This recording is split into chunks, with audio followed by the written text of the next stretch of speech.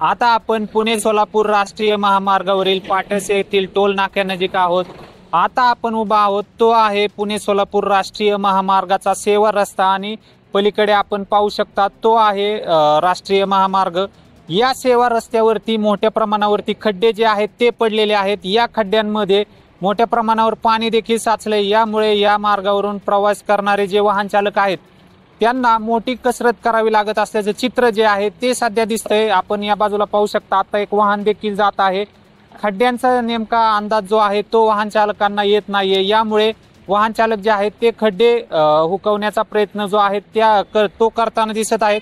यामुळे अपघात देखील होण्याची जी शक्यता आहे ती वर्तवली जात आहे.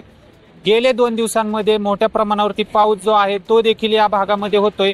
या पावसामुळे या खड्ड्यांमध्ये मोठ्या प्रमाणावरती पाणी साचले आणि अनेक ठिकाणी जे आहेत ते खड्डे पडलेले आहेत. या ठिकाणी देखील पडलेले आहेत. तसेच पाठीमागील भागामध्ये देखील खड्डे जे आहेत ते पडलेले आहेत. आता आपल्यासोबत या बाजूला आपण पाहू शकता काही ग्रामस्थ देखील आहेत, वाहन चालक देखील आहेत. त्यांच्याशी आपण चर्चा करणार आहोत की नेमकी काय परिस्थिती आहे या भागामध्ये. मोठ्या प्रमाणावरती खड्डे पडलेले आहेत, काय सांगा. पावसाचं पाणी ड्रेनेज म्हणजे न जाता ते रस्त्यावर सोडून देण्यात आलेलं आहे. त्यामुळे खड्डे वारंवार पडत आहेत. याबाबत प्रशासनाने काय उपाययोजना कराव्यात असं तुम्हाला वाटतं, काय सांगा. पावसाचं पाणी ड्रेनमध्ये सोडलं पाहिजे. त्यामुळे ड्रेनमध्ये सोडल्यानंतर खड्डे पडणार नाहीत. ते ड्रेन मध्ये न जाता रस्त्यावर येत आहे आणि त्यामुळे खड्डे वाढत आहेत. या भागामध्ये मोठे जे खड्डे पडलेले आहेत यामुळे वाहन चालकांना काय त्रास सहन करावा लागतोय. वाहन चालक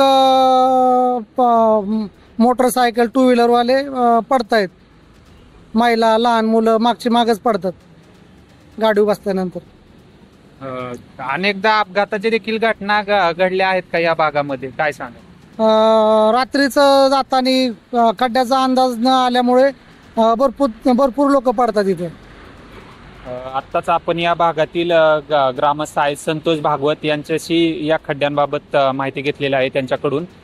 या भागातील खड्ड्यांमध्ये अनेकदा दुचाकी स्वारांचे अपघात होतात. तसेच रात्रीच्या वेळेस देखील अपघात होत असल्याचं जे आहे ते संतोष भागवत यांनी सांगितलेलं आहे. लोकशिवाय मराठीसाठी सचिन आव्हाड, दौंड, पुणे.